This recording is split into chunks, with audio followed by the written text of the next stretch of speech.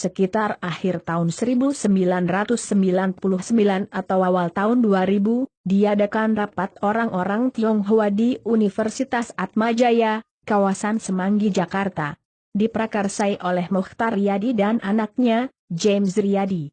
Inti dari rapat tersebut adalah bahwa penduduk di Cina daratan sudah mencapai hampir 2 miliar orang. Dan membutuhkan suatu negara untuk dijadikan kolonisasi, mirip jajahan. Salah satu pilihannya adalah negara Indonesia.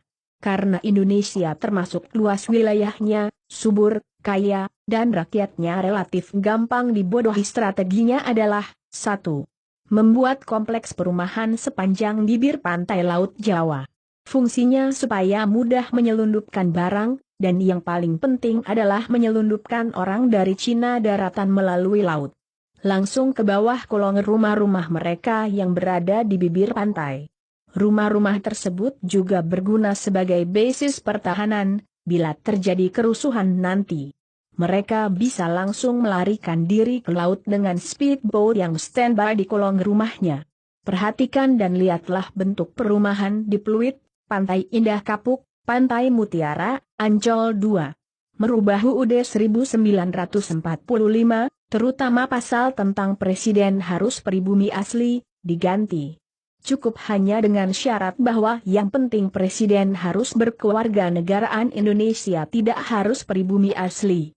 Maka orang keturunan Tionghoa atau keturunan Cina bisa berpeluang menjadi presiden di Indonesia. Memasuki tahun 2000-an, kita sering melihat di mal-mal banyak sekali konter berukuran 2x2 meter persegi dijaga oleh 5-6 orang Cina. Yang bisa berbahasa Indonesia hanya 1 orang saja. Sisanya sedang belajar bahasa Indonesia, sambil menyesuaikan diri dengan lingkungan. Kini setelah Jokowi jadi presiden dan Ahok menjadi gubernur DKI, mereka tidak ragu-ragu lagi. Dan tidak malu-malu lagi untuk menawarkan barang dagangan mereka, langsung dengan menggunakan bahasa Cina. Jadi sebenarnya Jokowi itu siapa, bagi orang Cina?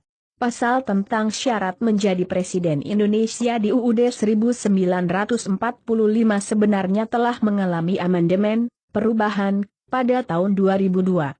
Jadi, Presiden RI nanti tidak harus suku pribumi Indonesia asli. Perlu diingat, bahwa koloni keturunan Cina telah berhasil merampas Singapura menjadi kolonisasi mereka. Dan menjadikan suku asli di Singapura, yaitu suku Melayu, sebagai warga kelas 2. Dan perlu diingat juga, di tahun 1969 sampai 1970 etnis keturunan Cina pernah membuat kerusuhan di Malaysia. Melakukan pembantaian terhadap orang-orang keturunan Melayu di Malaysia. Mereka ingin menjadikan Malaysia sebagai Singapura kedua. Kerusuhan etnis Cina di Malaysia berhasil dipadamkan. Perdana Menteri Malaysia meminta bantuan kepada Presiden Soeharto untuk memadamkan pemberontakan etnis Cina tersebut. Presiden Soeharto mengirim seseorang bernama Pitut Soeharto, ahli intelijen, untuk bersama-sama tentara Malaysia mengakhiri pemberontakan etnis Cina di Malaysia. Pernah juga pada suatu hari menjelang Idul Fitri 2015. Terjadi kerusuhan antara etnis Melayu dan etnis Cina di sebuah mal di Malaysia. Sejumlah pihak khawatir kerusuhan dilandasi sentimen ras yang merupakan masalah peka di Malaysia. Hal ini tidak banyak dipublikasikan oleh media massa Malaysia, yang memang dikuasai oleh konglomerat Cina. Mereka membangun apartemen, rusunami, dan rusunawa. Memang harga dan ongkos sewanya murah, namun biaya maintenance-nya tinggi. Biaya hidup juga tinggi. Sehingga orang pribumi tidak bisa hidup di Jabodetabek megapolitan. Kemudian apartemen rusunami dan rusunawa diisi oleh orang-orang Tionghoa. Tinggallah orang pribumi jadi babu, satpam, OB, dan supir. Semua bukti menyatakan kebenaran pernyataan ini. Apalagi setelah Ahok merencanakan penggusuran 130 titik pemukiman pribumi di DKI Jakarta. Dan berniat belajar pada Singapura bagaimana cara membangun kota. Program ini juga dimuluskan oleh Jokowi dengan langkah-langkah nyata yang lebih besar memiskinkan rakyat Indonesia dengan berbagai cara. terutama deregulasi serta memudahkan persyaratan untuk membuat pasar-pasar modern. Pasar-pasar tradisional hancur berantakan dan pribumi mati kelaparan.